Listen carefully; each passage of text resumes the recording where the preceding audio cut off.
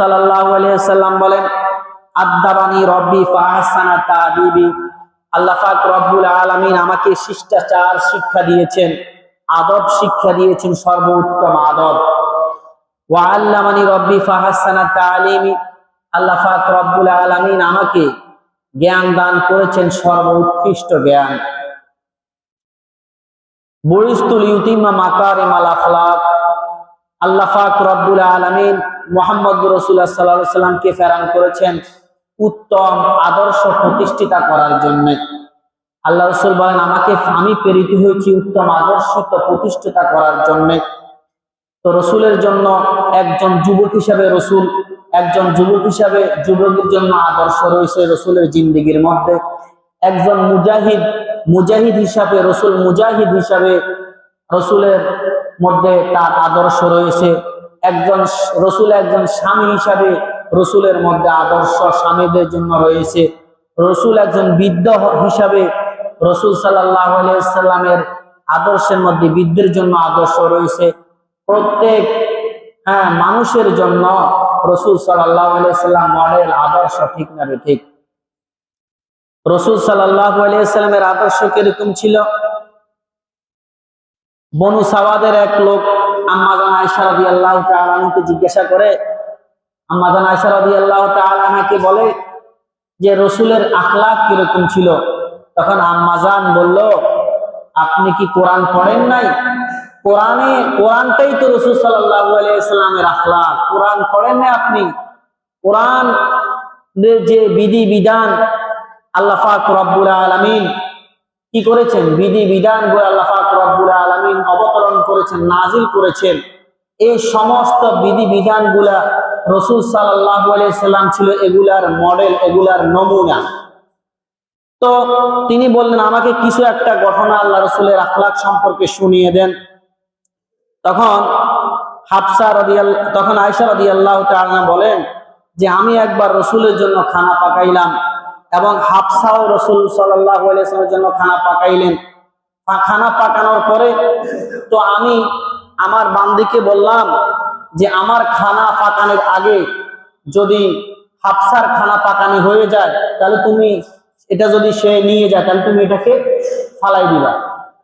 তখন যখন রাসূলের জন্য যখন খানা পাকাইলেন, হাফসা রাদিয়াল্লাহু তাআলা আনহার খানা যখন আগে হয়ে গেল, খাবার রেডি হয়ে গেল, তখন কি করলো, ও তার বান্দিকে দিয়া খানাটাকে ফেলে দিলেন। রাসূল সাল্লাল্লাহু আলাইহি সাল্লাম মাটি থেকে ওই খাবারটা নিজে উঠাইতে লাগলেন এবং তাকে বললেন, তোমাকে আমি নতুন প্লেট কিনে দিব, নতুন বর্তন কিনে দিব। একটাও তাকে কটু কথা বললেন না, ধমকও দিলেন না। এটা ছিল রাসূল সাল্লাল্লাহু আলাইহি সাল্লামের আখলাক, চরিত্র। রাসূল সাল্লাল্লাহু আলাইহি সাল্লাম আমাদের জন্য মডেল, ঠিক না বেঠিক? হযরত আনাস রাদিয়াল্লাহু তাআলা আনহু বলেন যে, খাদামতুন নবী সাল্লাল্লাহু আলাইহি ওয়াসাল্লাম 10 সিনিন ফামা ক্বালা লিফি ওয়ালা লিমা সানাতা ওয়ালা লা সানাতা। তিনি বলেন, রাসূল সাল্লাল্লাহু আলাইহি সাল্লামের 10 বছর আমি খেদমত করেছি, কখনো বলেন নাই এই কাজ এভাবে কেন করলা, ওটা এভাবে কেন করলেন না, এরকম কোনো কিছু বললেন না। আমাকে উপশব্দটুকুও তিনি বললেন না, ধমকও দিলেন না। রাসূল সাল্লাল্লাহু আলাইহি ওয়াসাল্লাম আখলাক কিরকম ছিল? আরেকটি হাদিসের মধ্যে আসছেন, ওয়ানহু ক্বালা কানাত আমাতুম মিন ইমাই আহলি মদিনা। মদিনার মধ্যে একটা বান্দি ছিল। তো রাসূল সাল্লাল্লাহু আলাইহি সাল্লামকে তাখুযু বিয়াদি রাসূল সাল্লাল্লাহু আলাইহি সাল্লাম ফাতানতালিকু বি হাইতু শাআত। রাসূল সাল্লাল্লাহু আলাইহি সাল্লামকে যেখানে মনে চায় সেখানে সে নিয়ে যাইতে পারত। রাসূল এরকম বিনয়ী ছিলেন। আমাকে যদি আমার কর্মচারী বলে, মালিক চলেন স্যার আমার অমুক কাজে আপনাকে একটু প্রয়োজন, আপনি আসেন, আপনি তাকে ধমক দিবেন, এই বেটা আমার কি সময় আছে কিনা? অথচ একজন বান্দি নিঃস্ব শ্রেণী হওয়ার কারণেও, রাসূল নবী হওয়া সত্ত্বেও তিনি তার কথা সাড়া দিয়ে এভাবে চলে যাইতেন, তার হাজত পুরা করতেন। রাসূল সাল্লাল্লাহু আলাইহি সাল্লামের কথার ধরন কিরকম ছিল? ওয়ানহা ক্বালাত আন্না রাসূল সাল্লাল্লাহু আলাইহি সাল্লাম ইয়াকুন ইয়াসরুদুল হাদিস কাসারদিকুম কানা ইউহাদ্দিসু হাদিসান। রাসূল সাল্লাল্লাহু আলাইহি সাল্লাম যখন কথা বলতেন তখন এমন ভাবে ধীরে ধীরে কথা বলতেন যে কোন যদি গণনাকারী কানা ইউহাদ্দিসু হাদিসান আদ্দাহুল আদ, যদি কোন গণনাকারী যদি রসুলের কথাগুলোকে গুনতো তাহলে গণে ফেলতে এত এত রসুল সাল্লাল্লাহু আলাইহি ওয়াসাল্লাম এতটা কথা বলেছেন। এরকম রসুল সাল্লাল্লাহু আলাইহি ওয়াসাল্লাম ঘন ঘন কথা বলতেন না, ধীরে ধীরে ধীরে কথা বলতেন। সব কথাগুলা হিসাব করা যেত কতটা কথা বলেছেন। এইভাবে ফাসাহাত বালাগাত সম্পূর্ণ রসুল সাল্লাল্লাহু আলাইহি ওয়াসাল্লাম কথা বলতেন। ওয়ান আয়েশা ক্বালাত, আয়েশা রাদিয়াল্লাহু তাআলা আনহা হাদিসটি বর্ণিত, তিনি বলেন লাম ইয়াকুন রাসূলুল্লাহ সাল্লাল্লাহু আলাইহি ওয়াসাল্লাম ফাহিশান ওয়ালা মুতাফাহিশান ওয়ালা সাখাফান ফিল আসওয়াক ওয়ালা ইয়াজজি বিস-সাইয়্যাতি সাইয়্যা ওয়ালাকিন ইয়াফু ওয়া ইয়াসফাহু। আম্মা জান আয়েশা রাদিয়াল্লাহু তাআলা আনহা বলেন যে রাসূল সাল্লাল্লাহু আলাইহি ওয়াসাল্লাম কোনো অশ্লীল কথা বলতেন না। অশ্লীল, যেরকম আমরা অশ্লীল বাক্য বলি, কোনো সময় অশ্লীল কথা বলতেন না। ওয়ালা মুতাফাহিশান, অশোভনীয় কথা বলতেন না। ওয়ালা সাখাবান ফিল আসওয়াক, আমরা বাজারে হাটে ঘাটে দোকানে ফাটে যেরকম চিৎকার করে কথা বলি, উচ্চ স্বরে কথা বলি, রাসূল সাল্লাল্লাহু আলাইহি ওয়াসাল্লাম কখনো এরকম উচ্চ স্বরে কথা বলতেন না, বাজারে গিয়ে এভাবে উচ্চ স্বরে কথা বলতেন না। ওয়ালা ইয়াজদি বিস-সাইয়্যাতি সাইয়্যা, আল্লাহ রাসূল সাল্লাল্লাহু আলাইহি ওয়াসাল্লাম অন্যায়ের প্রতিবাদ, অন্যায়ের প্রতিশোধ অন্যায়ের দ্বারা নিতেন না। ওয়ালাকিন ইয়াফু ওয়া ইয়াসফা, রাসূল মাফ করে দিতেন এবং এড়িয়ে চলতেন। রাসূল মাফ করে দিতেন এবং এড়িয়ে চলতেন। রাসূল সাল্লাল্লাহু আলাইহি ওয়াসাল্লাম কি করতেন না, প্রতিশোধ না নিয়ে তাকে ক্ষমা করে দিতেন। তাকে কি করে দিতেন? ক্ষমা করে দিতেন। রাসূল সাল্লাল্লাহু আলাইহি ওয়াসাল্লামের এরকম অনেক ঘটনা আছে যে রাসূল সাল্লাল্লাহু আলাইহি ওয়াসাল্লাম অনেক কাফেরদেরকে রাসূল সাল্লাল্লাহু আলাইহি ওয়াসাল্লাম মাফ করে দিয়েছেন এবং কি রাসূল সাল্লাল্লাহু আলাইহি ওয়াসাল্লাম তার থেকে কোনো প্রতিশোধ নেন নাই। একটা ঘটনা আসছে মুসলিম শরীফের মধ্যে, রাসূল আকরাম সাল্লাল্লাহু আলাইহি ওয়াসাল্লাম একবার মদিনার মধ্যে অভাবে ছিলেন। মদিনায় অভাব অনাটনের মধ্যে দিনকাল কাটছিল। চুলার মধ্যে আগুন জ্বলছিল না, কোথাও খাবার পাওয়া যায় না। রাসূল সাল্লাল্লাহু আলাইহি ওয়াসাল্লাম খাবারের তালাশে বের হলেন এবং কি মদিনার মধ্যে কারো কাছে আটা ছিল না, ভুট্টা ছিল না।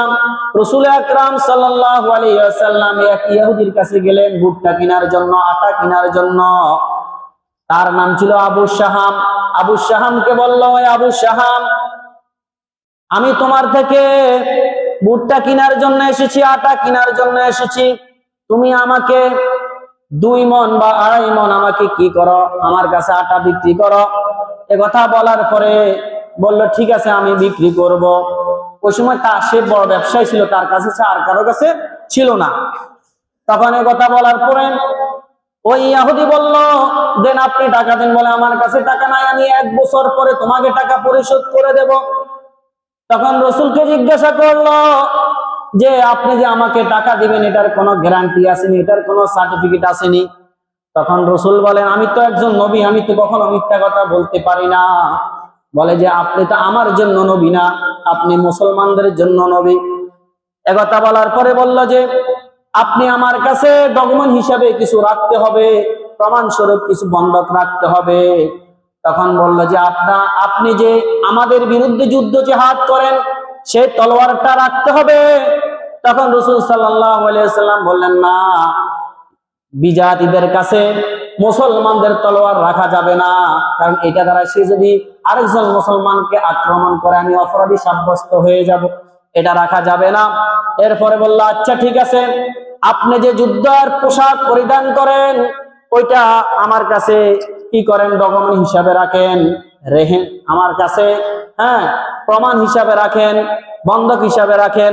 তখন রাসূল সাল্লাল্লাহু আলাইহি ওয়াসাল্লামের যে নিজের যুদ্ধের যে পোশাকটা ছিল ওটা রাখলে বন্ধক দিয়া তারপরে তার থেকে আটা কিনে নিলেন। এইভাবে চলতে চলতে চলতে পুরা বছর শেষ হয়ে গেল, আর মাত্র বছর শেষ হওয়ার 1 দিন বাকি ছিল। রাসূল সাল্লাল্লাহু আলাইহি ওয়াসাল্লাম মসজিদে নববীতে যাচ্ছিলেন নামাজ পড়ার জন্য। এমত অবস্থায় ওই ইহুদি বলল, হে মুহাম্মদ দাঁড়াও, তুমি আমার টাকা পরিশোধ করা ছাড়া এখান থেকে 1 পাও উঠতে পারবে না। একথা বলিয়া রাসূল সাল্লাল্লাহু আলাইহি ওয়াসাল্লামের চাদর মোবারক ধরিয়া রাসূল সাল্লাল্লাহু আলাইহি ওয়াসাল্লামকে সজোরে জমিনে বসায়া দিলেন। জমিনে বসায়া দেওয়ার পরে রাসূল সাল্লাল্লাহু আলাইহি ওয়াসাল্লাম জমিনে বসে গেলেন। এবং কি তাকে বললেন যে আমি সালাত আদায় করে আবার চলে আসব, তুমি আমাকে নামাজ পড়ার জন্য সুযোগ দিয়ে দাও। বলে না, তুমি যদি বেগে যাও চলে যাও। বলে না, আমি তোমার টাকা পরিশোধ করে দিব, আরো একদিন বাকি আছে, তুমি এর আগে আমার কাছে কেন টাকা চাইলে? তিনি বললেন যে, যে লোক বছরের এতটি দিন চলে গেল, আর একদিন বাকি, এতদিন পর্যন্ত, এত মাস পর্যন্ত টাকা দিতে পারো নাই, এখন আর একদিনে যে তুমি আমাকে টাকা দিবে, এটা আমার বিশ্বাস হয় না। একথা বলিয়া রাসূলকে ওখানে আটকায়া দিলেন। ওমর রাদিয়াল্লাহু তাআলা ঘটনাটা দেখিয়া তলোয়ার বের করে তাকে আক্রমণ করার জন্য প্রস্তুতি নিলেন।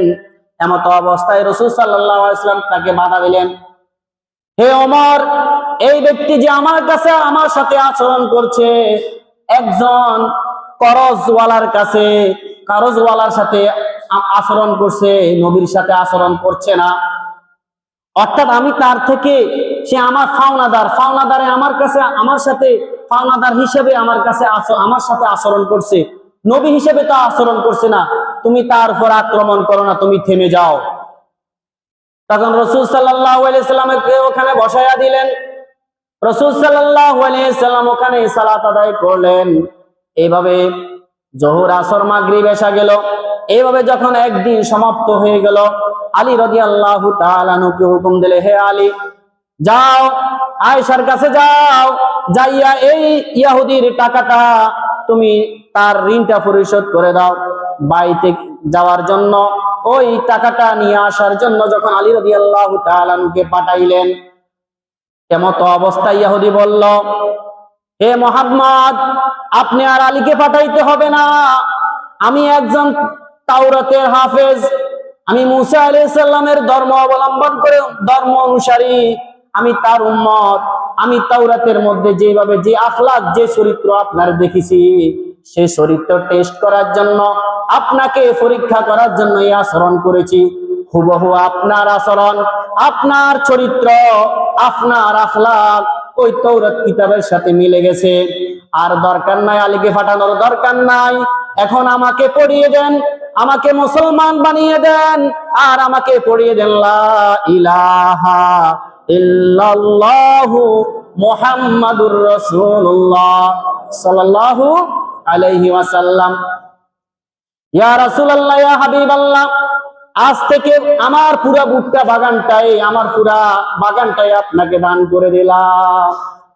রাসূলের আখলাক এরকম ছিল, চরিত্র এরকম ছিল। রাসূল সাল্লাল্লাহু আলাইহি ওয়াসাল্লামের গায়ে শক্তি থাকা সত্ত্বেও রাসূল সাল্লাল্লাহু আলাইহি ওয়াসাল্লাম কারো প্রতি আঘাত করেন নাই। কারো প্রতি কি করেন নাই? কারো প্রতি আঘাত করে না, বরং মাফ করে দেন, ক্ষমা করে দেন। এটা ছিল খুলুকে আযীম। খুলুক কয় প্রকার? 3 প্রকার। খুলুকে আযীম, খুলুকে কারীম, খুলুকে হাসান। খুলুকে হাসান হলো আপনাকে কেউ আঘাত করলে আপনি তাকে আঘাত করলেন, হুবহু ওইভাবে ওইরকম আঘাত করলেন। হ্যাঁ, আপনাকে একটা ঘুষি দিল, আপনি একটা ঘুষি দিলেন। আর খুলুক, এটা হলো খুলুকে কি? খুলুকে হাসান। খুলুকে কারীম হলো আপনি আঘাতটা না করে মাফ করে দিলেন। খুলুকে আযীম হলো যে আপনি তাকে তো আঘাত করলেন নাই, বরং তার প্রতি আরো কিছু দয়াও করে দিলেন, মাফ করে দিয়ে আরো দয়া করে দিলেন। এটা হলো খুলুকে আযীম। রাসূলের এই আখলাক ছিল, এই চরিত্র ছিল। রাসূল সাল্লাল্লাহু আলাইহি ওয়াসাল্লাম আজওয়াদান নাস, কানা রাসূলুল্লাহ সাল্লাল্লাহু আলাইহি ওয়াসাল্লাম আহসানান নাস। রাসূল সাল্লাল্লাহু আলাইহি ওয়াসাল্লাম ছিল মানুষের মধ্য থেকে সর্বোচ্চ সৌন্দর্যের অধিকারী মানুষ। সুঠাম দেহ এবং সুদর্শনওয়ালা পুরুষ ছিলেন রাসূল সাল্লাল্লাহু আলাইহি ওয়াসাল্লাম। গত জুমায় বলেছি আপনাদেরকে, ওয়াজওয়াদান নাস, রাসূল সাল্লাল্লাহু আলাইহি ওয়াসাল্লাম দানশীলের মধ্যে সর্বোৎকৃষ্ট দাতা ছিলেন। হাদিসের মধ্যে এসেছে, আন আনাস রাদিয়াল্লাহু তাআলা আনহু আন্না রাজুলান সাআলা নবী সাল্লাল্লাহু আলাইহি ওয়াসাল্লাম। রাসূল সাল্লাল্লাহু আলাইহি ওয়াসাল্লামকে এক ব্যক্তি রাসূল সাল্লাল্লাহু আলাইহি ওয়াসাল্লামকে কাছে সাহায্য চাইলেন। গনামাম বাইনা জাবালাইন ফাতাহু ইয়াহু, 2 পাহাড়ের মাঝখানে রাসূল সাল্লাল্লাহু আলাইহি ওয়াসাল্লাম রাহমাতুল লিল আলামিন বিশ্ব নবী বকরি চড়াচ্ছিলেন। তখন এক ব্যক্তি আসি বলে, হে মুহাম্মদ, এই বকরির ফালগুলো আমাকে দিয়ে দাও, সমস্ত বকরিগুলো আমাকে দিয়ে দাও। তখন রাসূল সাল্লাল্লাহু আলাইহি ওয়াসাল্লাম সবগুলা তাকে দিয়ে দিলেন, সবগুলা তাকে দিয়ে দিলেন। এরকম দাতা ছিলেন। তখন ওই ব্যক্তি বলে কি, ফাতা কওমাহু, তখন তার সম্প্রদায়ের কাছে আসিয়া বলল, ফাকালা আই কওমিন আসলিমু, হে আমার কওমেরা, হে আমার জাতিরা, তোমরা ইসলাম ধর্ম গ্রহণ করো। ফাওয়াল্লাহি ইন্না মুহাম্মাদান লা ইউতি আতান মা ইয়াখাফু ফাকরা, মুহাম্মদ সাল্লাল্লাহু আলাইহি ওয়াসাল্লাম এরকম দান করে যে সে গরিব হয়ে যাবে এটার চিন্তাও করে না। এরকম দান করে রাসূল সাল্লাল্লাহু আলাইহি ওয়াসাল্লাম। রাসূল সাল্লাল্লাহু আলাইহি ওয়াসাল্লাম দাতার মধ্যে ছিলেন সর্বোত্তম দাতা। আর রাসূল সাল্লাল্লাহু আলাইহি ওয়াসাল্লাম ছিলেন ওয়াসজান নাস, রাসূল সাল্লাল্লাহু আলাইহি ওয়াসাল্লাম শক্তিশালী ছিলেন, শক্তিশালী পুরুষ ছিলেন। জামানার প্রেক্ষাপট হিসেবে নবীদেরকে তার উম্মতের তুলনায় তিনটা জিনিস বেশি দেওয়া হয়। একটা হলো সর্বোৎকৃষ্ট সৌন্দর্য, এবং কি তাকে দেওয়া হয় সর্বোৎকৃষ্ট, তাকে এবং কি তাকে জ্ঞান দেওয়া হয়, আকল দেওয়া হয়, এবং কি শক্তিতে সমস্ত উম্মত থেকে তাকে বেশি শক্তিশালী করা হয়, শক্তি দেওয়া হয়। মূসা আলাইহিস সালামের জমানায় মূসা আলাইহিস সালাম তার উম্মতের তুলনায় বেশি সৌন্দর্য, বেশি জ্ঞানী এবং কি বেশি শক্তিশালী ছিলেন। মুহাম্মদুর রাসূলুল্লাহ সাল্লাল্লাহু আলাইহি ওয়াসাল্লামের জমানায় মুহাম্মদ সাল্লাল্লাহু আলাইহি ওয়াসাল্লাম বেশি সৌন্দর্য, বেশি শক্তিশালী এবং কি বেশি জ্ঞানী ছিলেন। শুধু উম্মতের তুলনায় নয়, সমস্ত আম্বিয়া কেরামদের তুলনায়, সমস্ত মানুষের তুলনায় শ্রেষ্ঠ ছিলেন, শ্রেষ্ঠ নবী ছিলেন। আমরা সেই শ্রেষ্ঠ নবীর শ্রেষ্ঠ উম্মত, ঠিক না বেঠিক? আজ আমরা আমাদের দাম ভুলে গেছি, আমরা কার উম্মত? যেই নবীর উম্মত হওয়ার জন্য নবীরা পর্যন্ত আকাঙ্ক্ষা করেছে। তো নবী সাল্লাল্লাহু আলাইহি ওয়াসাল্লামের শক্তি কিরকম ছিল, যে এক নবী সাল্লাল্লাহু আলাইহি ওয়াসাল্লামের শক্তি 40 জন পুরুষের রাসূল সাল্লাল্লাহু আলাইহি ওয়াসাল্লামের গায়ে শক্তি ছিল, 40 জন পুরুষের। তো রাসূল সাল্লাল্লাহু আলাইহি ওয়াসাল্লামের বিবি ছিল 9 জন। অনেকে বলে যে রাসূলের এত বিবি কেন? যদি 40 জন পুরুষ শক্তি থাকে তাহলে 9 জন বিবি তো কমে, ঠিক না বেঠিক? আর রাসূল সাল্লাল্লাহু আলাইহি ওয়াসাল্লামকে জান্নাতের মধ্যে দেওয়া হবে 4000 পুরুষের শক্তি, যুবকের শক্তি, এবং একজন মুমিনকে দেওয়া হবে 100 জন যুবকের শক্তি দেওয়া হবে। তো রাসূল সাল্লাল্লাহু আলাইহি ওয়াসাল্লাম এত শক্তি থাকা সত্ত্বেও রাসূল সাল্লাল্লাহু আলাইহি ওয়াসাল্লাম অন্যায়ের বদলা অন্যায় দ্বারা দেন নাই, বরং কি করে দিয়েছেন? মাফ করে দিয়েছেন। আজ আমাদের গায়ে যদি শক্তি থাকে, সামান্য কিছু শক্তি থাকে, আমরা মানুষকে পাত্তা দিই না, মানুষকে আক্রমণ করি, মানুষের প্রতি অন্যায় জুলুম অত্যাচার শুরু করে দিই, ঠিক না বেঠিক? রাসূল সাল্লাল্লাহু আলাইহি ওয়াসাল্লাম একবার রাসূল সাল্লাল্লাহু আলাইহি ওয়াসাল্লাম হযরত হাসান হুসাইন রাদিয়াল্লাহু তাআলা আনহুমার জন্য তাদের এই খাবারের জন্য, কাজ করার জন্য বের হলেন, যে কাজ করার বিনিময় কিছু খাজুর পাবে, এগুলা তার নাতিকে দিবে। বিশ্বনবী মুহাম্মদুর রাসূলুল্লাহ সাল্লাল্লাহু আলাইহি ওয়াসাল্লাম এক ইহুদির কাজ করার জন্য গেলেন। এক ইহুদির কাজ করার জন্য যখন গেলেন, রাসূল সাল্লাল্লাহু আলাইহি ওয়াসাল্লামের দায়িত্ব ছিল কূপ থেকে পানি উঠানো।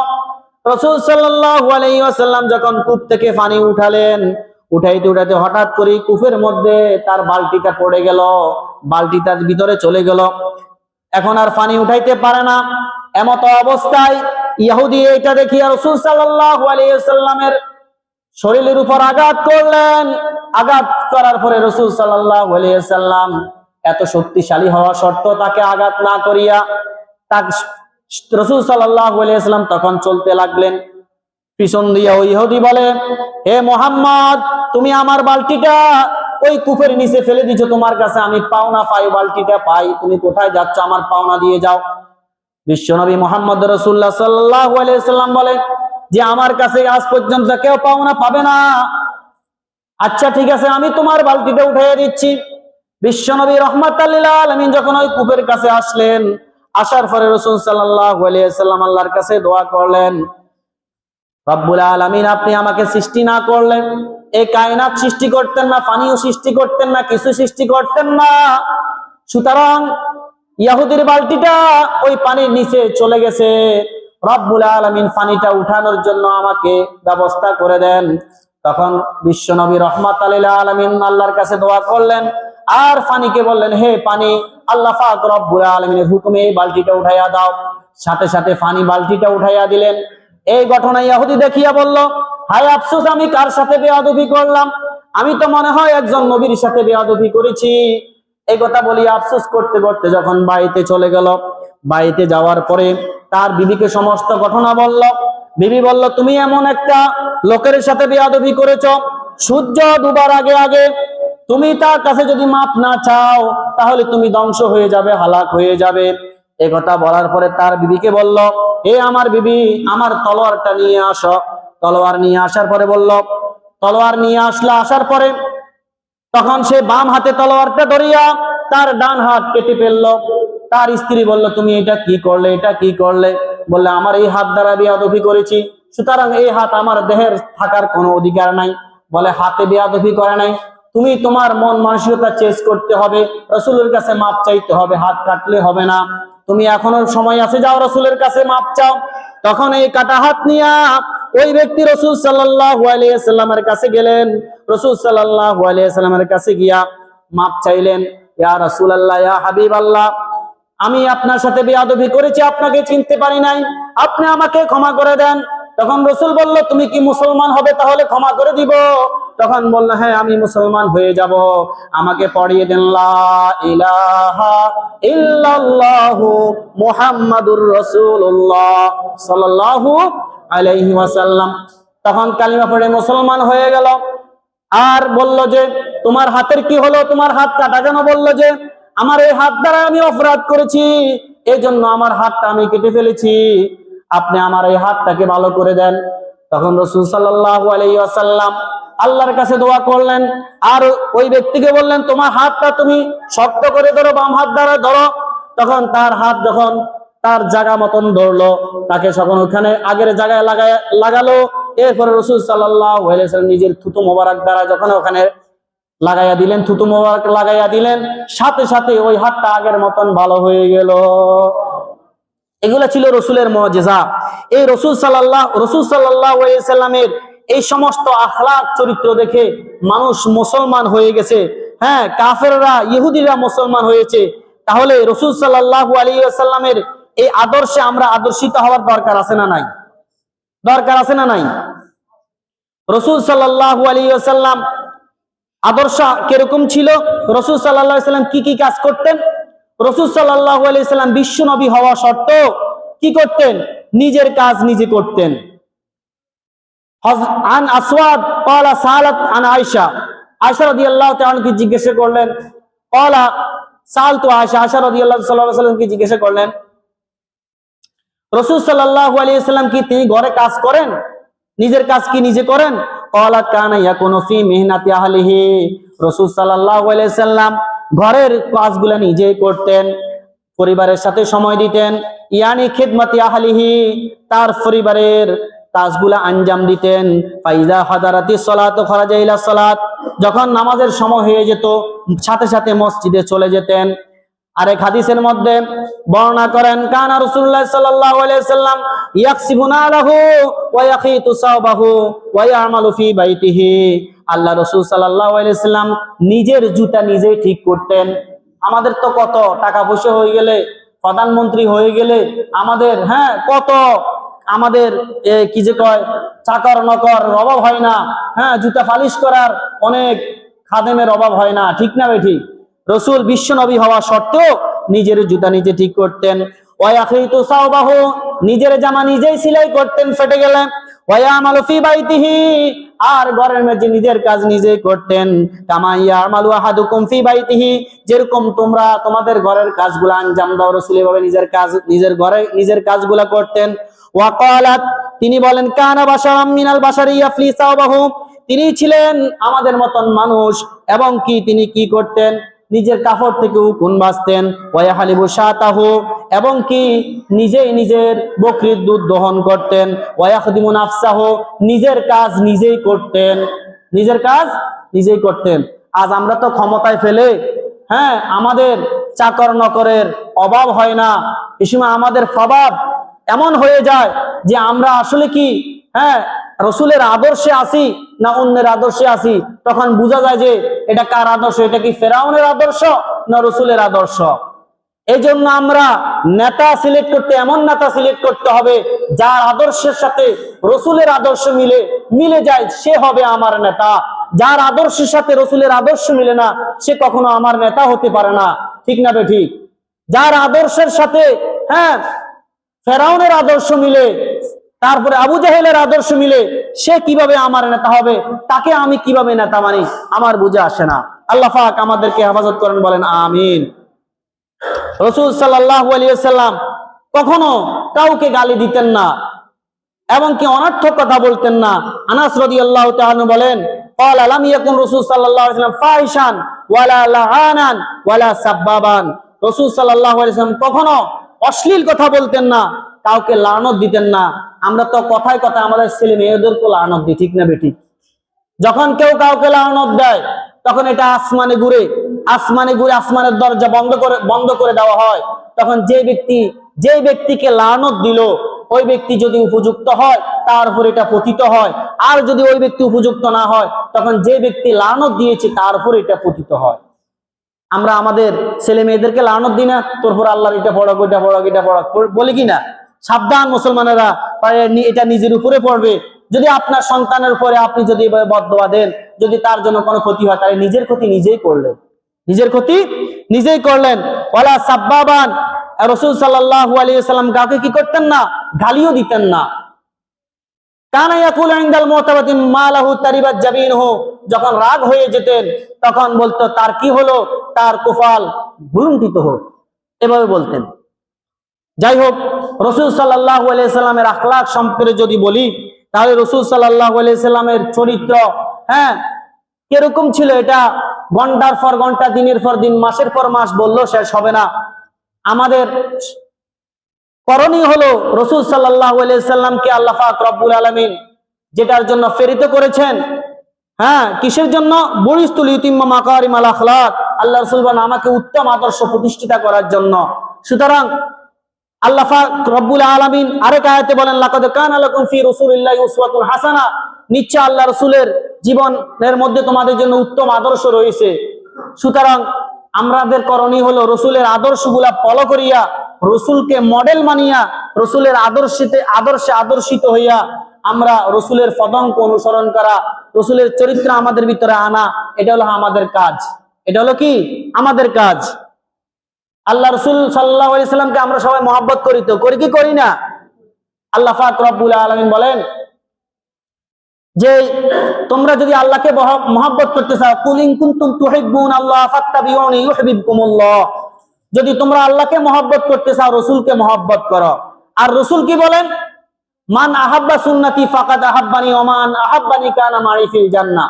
রাসূল বলেন, যে ব্যক্তি আমাকে মহব্বত করতে চায় সে যেন আমার সুন্নতকে মহব্বত করে, অর্থাৎ আমার সুন্নতের অনুসরণ করে, তাহলে আমাকে মহব্বত করা হয়ে যাবে। সুতরাং রাসূলের সুন্নাহ অনুযায়ী আমরা জীবন যাপন করার জন্য চেষ্টা করব তো ইনশাআল্লাহ। আল্লাহ পাক আমাদেরকে তৌফিক দান করেন, রাসূলের আদর্শে আদর্শিত হয়ে ব্যক্তিগত জীবন, সামাজিক জীবন, রাষ্ট্রীয় জীবন, পারিবারিক জীবন আমরা গঠন করতে পারি, যেন আল্লাহ পাক আমাদেরকে তৌফিক দান করেন।